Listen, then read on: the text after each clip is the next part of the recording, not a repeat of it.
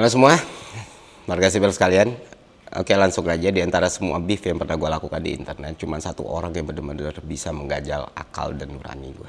Ya, gue gak pernah ada kebencian personal kecuali dengan satu orang ini. Orang itu bernama Syarif Maulana. Dia adalah mantan dosen yang dipecat dari universitas tempat dia mengajar, dipecat dari tempat dia bekerja, di-cancel dari organisasi tempat dia berada karena terbukti melalui banyak sekali aduan korban telah melakukan tindakan kekerasan seksual.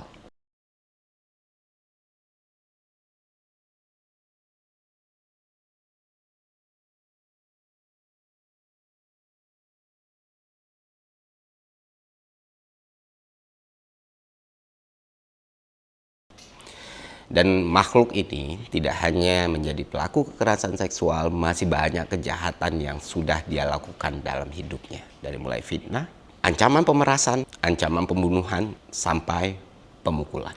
Dan berita buruknya buat masyarakat Indonesia adalah predator ini meski sudah dipecat, meski sudah banyak sekali mendapatkan laporan aduan di berbagai satgas, dia masih berkeliaran bebas di antara kita semua tanpa rasa bersalah dan berpura-pura jadi korban.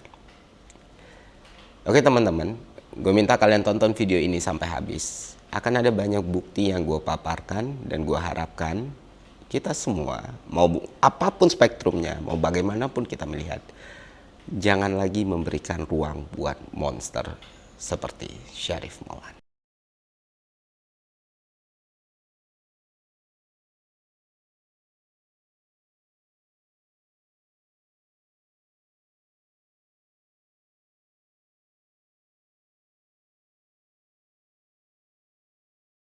Ini gue ceritain singkat ya. Sebelum keburukannya terungkap, Syarif Maulana ini tipikal abang-abang Twitter pujaan.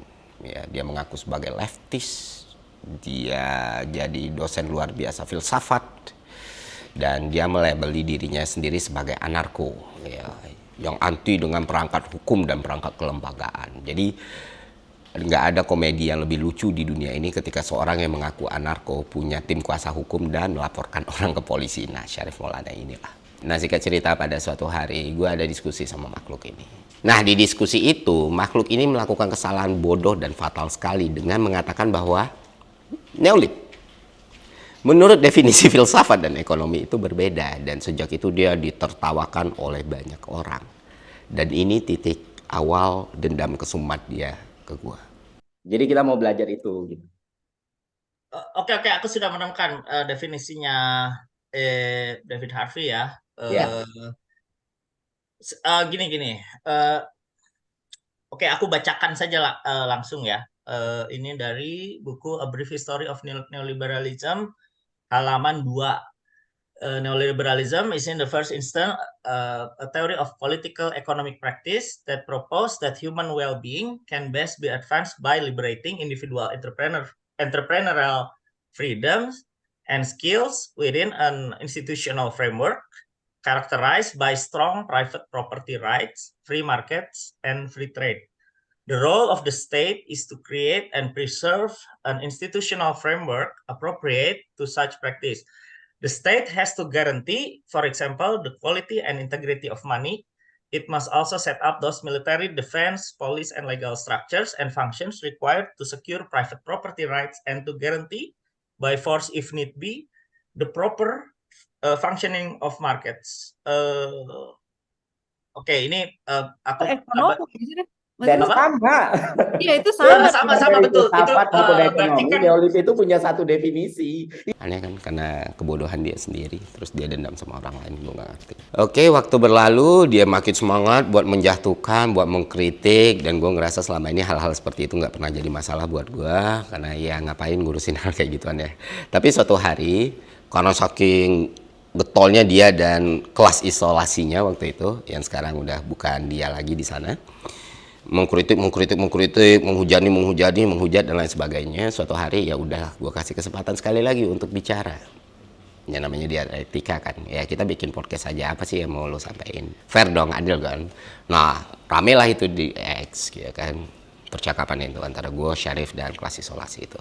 Tapi yang tidak terduga adalah datang sebuah DM dan tweet tentang pelecehan dan kekerasan seksual yang sudah dilakukan Syarif, dan orang ini minta tolong ke gue untuk di blow up. Pertamanya gue nggak segitu bayitnya ya, tapi yang datang tuh bukan cuma 1, 2, 3 dengan bukti-bukti yang lengkap gitu, termasuk screenshot chatnya yang waktu itu di DM ke gue, dan apa yang dilakukan Syarif ke orang-orang itu. Dan boil pointnya adalah menurut laporan korban yang sudah diurus sama Satgas, dia menggunakan foto bersama anggota Malaka Project sebagai tools dan alat untuk melakukan aksinya supaya dia punya legitimasi dan lain sebagainya. Dan ini modus yang selalu dia lakukan menurut tidak cuma satu laporan korban, tapi banyak laporan korban di salah satu Satgas perguruan tinggi yang waktu itu ngumpulin aduan korban. Nah di situ akhirnya perbincangan gue udah bergeser nih, karena ini udah terlalu banyak buktinya dan udah terlalu banyak pengakuannya, dan gue bilang udah nggak usah debat dulu, gue minta dia mengakui perbuatannya gitu di Twitter. Berapa jam kemudian akhirnya dia bikin pengakuan sudah melakukan tindakan pelecehan seksual, berikut rilisnya. Nah ini dia sendiri yang lakuin, dia sendiri yang ngomong nih.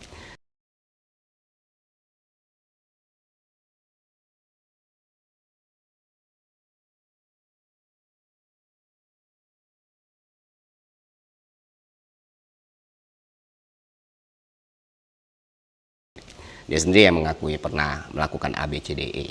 Walaupun yang dia akuin tuh jauh lebih ringan dari apa yang udah dia lakukan. Jadi ini bukan tuduhan lagi karena orang yang dibilang sudah mengakui perbuatannya. Nah, lucunya 1 hari setelahnya makhluk yang mengaku anarko ini membuat pengumuman. Cuman butuh 24 jam tuh. Dia sudah membentuk tim kuasa hukum, dan dalam pengumuman itu dia menjelaskan kalau dia udah siap untuk maju ke hukum dan mempersiapkan tim kuasa hukum. Gila ya. Anarko pakai lawyer, lapor polisi pula. Banyak yang mulai speak up waktu itu di Twitter, terutama teman-teman dari komunitas seni dan filsafat di Bandung. Setelahnya dibuatlah berbagai satgas di berbagai tempat, ada puluhan laporan masuk dari kekerasan verbal sampai yang berat gitu kan. Nah di sini ada satu hal yang agak kompleks yang harus teman-teman pahami. Dari semua satgas ini mereka sudah menerima semua laporan dan pembuktian, makanya STF dan Unpar itu ngeluarin dia gitu loh. Unpar ngeluarin dia sebagai, mencat dia sebagai dosen, STF nge-DO dia karena ada basis yang jelas kenapa dia di-DO dan dikeluarkan, karena ada laporan masuk dan ada bukti masuk. Itu di satgas makanya dikeluarin. Terus kenapa tidak dilaporkan ke polisi? Masalahnya berbagai masalah kekerasan seksual, pelecehan seksual di Indonesia itu udah banyak banget contoh kasusnya di mana korban melapor karena dirasa kurang bukti, akhirnya berujung pelaporan balik dari pelakunya dan korbannya kalau nggak dipenjara ya diperas. Apalagi Syarif udah membuat statement yang jelas banget kalau dia punya tim lawyer yang siap membantu dia gitu. Jadi akhirnya setelah semua konsultasi dengan korban, para korban juga selama dia udah tahu Syarif udah kena batunya nih, ya sudahlah, mereka bisa let it go gitu. Ya sudahlah kalau nggak dipenjara, yang penting orang-orang udah tahu kelakuannya. Para korban ngomong ke Satgas, ngomong ke gue kayak gitu semua, dan kita harus menghormati pilihan itu. Dan akhirnya ya sudah, seenggaknya dia udah dapat ganjarannya dan pelajarannya. Dan manusia, kalau ini emang manusia ya, itu pasti udah ngerti, oh ya udah, gue udah kena kayak gini, gue nggak akan macam-macam lagi. Tapi karena orang ini lebih rendah dari manusia dan binatang, ya kita nggak bisa pakai standar yang sama. Dan itu terlihat jelas dari akun media sosialnya. Mungkin dia nggak aktif lagi di X, tapi di Instagram kalian bisa lihat sendiri bagaimana dendamnya orang ini ke gue dan betapa manipulatifnya orang ini. Ya, gue nggak perlu jelasin, kalian silakan langsung ke akun Instagramnya aja. Dan selain itu dia juga berusaha untuk play victim teman-teman, bahkan nggak segan-segan membawa agama. Dan gak cuma satu agama. Ya waktu kena dia bilang dia melarikan diri ke pesantren ya kan, dan menemukan pencerahan dan lain sebagainya. Beberapa bulan kemudian dia posting foto dia lagi dibaptis gitu. Pokoknya segala cara dia pakai. Dan bukan cuma itu hal buruk yang dia lakukan, dia juga pakai hal yang sangat hina sekali. Dia pakai buzzer ternakan untuk menjatuhkan mantan teman-temannya di komunitas filsafat. Dan tentunya ke gue juga. Dan akhirnya kita track, kita capture, dan salah satu akun ternakannya membuat cerita fiktif tentang gue. Gue dibilang hire PA magang underage, anak pengusaha yang ngemplang pajak gitu. Gila nggak, gokil? Gila nggak, ceritanya semuanya dimasukin gitu loh. Masalahnya berkali-kali orang yang ngikutin gue atau Malaka tahu, Malaka nggak pernah punya anak magang, jadi hancurlah semua fitnah itu. Bung Filsafat ini dalam memfitnah pun ternyata masih kurang riset. Nah disinilah mulai kebongkar lagi kebusukan yang lain. Salah satu orang yang baik bernama Bung R, Itu membongkar rencana Syarif ke gua, dari mulai pemerasan, pengancaman, bahkan sampai mau gerakin ormas dengan 2 akunnya, yaitu Warung Rabana yang dia punya dan sekarang sudah diaktif sama dia, dan Syarif Maulana. Dan lu tahu yang paling hina dari itu semua, pembelaan dia apa ketika itu semua keungkap? Dia dengan sangat santainya bilang, yang chat itu tukang rotinya, bukan dia. Jadi segampang itu dia tumbalin orang kecil yang nggak tahu apa-apa buat menutup kejahatan dan kebusukannya. Nah, sampai sekarang orang ini masih aja merasa dirinya korban. Walaupun sudah ada pengakuan sendiri, sudah ada saksi sendiri, segitu banyak bukti yang udah tersebar di media sosial, ya dia masih bisa leha-leha. Cuma karena nggak ada yang bisa nyeret dia ke penjara. Karena gue bilang kompleksitas kasus KS tadi kan. Tapi misalnya kalaupun hukum di negara ini nggak bisa nyeret dia ke penjara, gue mikir maka biarkan seluruh orang Indonesia tahu ada predator bernama Syarif Maulana yang beredar di sekeliling kita, khususnya untuk teman-teman yang ada di Jawa Barat dan Kota Bandung. Dan buat komunitas filsafat atau komunitas seni yang ada di kota itu atau di kota lain, gue cuma bisa bilang berhati-hati. Dia bukan cuma pelaku kekerasan seksual, dia manipulatif, dia pernah punya track record mukulin orang, dia pernah punya track record untuk gorok leher orang, dia punya track record untuk, dan yang gue ceritain ini cuma 10% dari apa yang dia lakuin. Sampai salah satu kejahatan yang paling busuk dan paling mencekam yang gue pikir nggak akan bisa dilakukan oleh manusia, sudah dilakukan oleh makhluk ini yang belum bisa gue ceritakan sekarang. Nah, problemnya di sini bukan cuma Syarif, tapi lingkungannya sendiri. Orang yang menganggap tindakan kekerasan seksual itu bukan sesuatu yang berat gitu. Atau orang-orang yang merasa karena tidak ada laporan dan pembuktian di pengadilan, berarti orang ini mungkin saja tidak bersalah. Walau sudah dikasih pengakuan sendiri sama orangnya, walaupun sudah dikasih bukti-buktinya, sudah dikasih kesaksiannya, masih nganggap, oh nggak di polisi, berarti orang ini nggak masalah. Dan itu diakuin sendiri sama enablernya. Masalahnya mereka bukan cuma membiarkan Syarif, bahkan mereka membantu Syarif dalam melaksanakan dendam kesumatnya. Akun bernama Toda Karasan di Instagram dan di Twitter itu nama akunnya Yuto Kajimura. Korban itu bisa bertahan seumur hidup, bahkan itu bisa memberikan trauma seumur hidup yang mendalam. Gitu. Balik lagi kesimpulannya, gue nggak punya power apa-apa untuk ngegeret dia ke kantor polisi dan masukin dia ke penjara. Tapi kalau ada teman-teman yang udah punya keberanian, udah punya tekad yang kuat, udah mau untuk hal ini, gue bisa jamin 100% atas nama apapun, ya gue bakal backup. Dan bukan cuma bantu, gue bakal ada di depan, gue bakal pasang badan, kita selesaikan sampai akhir gitu. Dan orang ini nggak berubah, bahkan 1 tahun setelah dia cancel, dia masih sangat manipulatif. Dia pretend kalau dia yang disakiti. Dan kalaupun ternyata dia masih nggak bisa nih kita jeblosin ke penjara atau seret ke penjara, setidaknya masyarakat Indonesia sekarang tahu ada predator seberbahaya Syarif Maulana beredar di antara kita. Ya, itu aja.